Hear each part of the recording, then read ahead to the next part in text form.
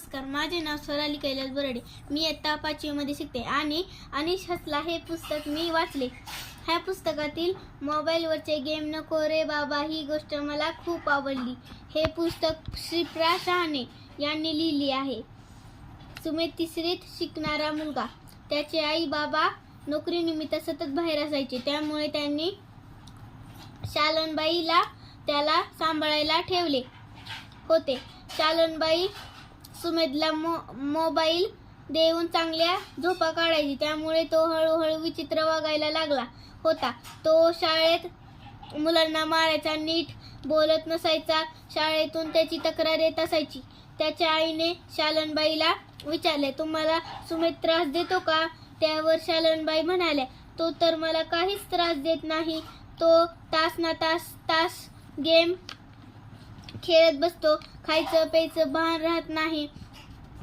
त्याच्या आईने तो गेम खेळत असताना मोबाईल हातातून घेतला तर तो सुमेधने घर डोक्यावर घेतलं की बस तो रडून रडून झोपला. त्यांनी मोबाईल मध्ये सगळे मारामारीचे गेम घेतले होते.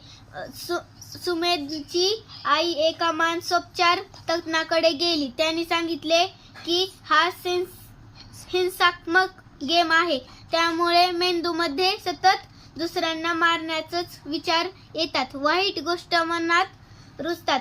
ह्या गेममध्ये अशा गोष्टींना शिक्षा नाही असे दाखवले जात नाही, त्यामुळे मुलांना गांभीर्य समजत नाही. गोळ्या घातल्या की माणूस मरतो तसेच त्यांना वाटते, त्यामुळे हे गेम मुलांना फारच आवडू लागले आहे. वेळीच मुलांना दूर ठेवणे, नाहीतर मुले गुन्हेगारी प्रवृत्तीकडे वळण्याची शक्यता असते. तेव्हापासून त्याला मोबाईलच दिसला नाही.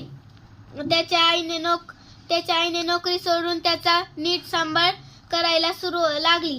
वाईट गोष्टीपासून दूर ठेवले. त्याला आता चांगल्या गोष्टी आवडू लागल्या. तो आता छान वागतो, खूप अभ्यास करतो. ह्या पुस्तकात हे कळते की मुलांना मोबाईलमुळे वागणे, त्याचबरोबर खाण्यापिण्याचं सुद्धा भान राहत नाही. थँक्यू.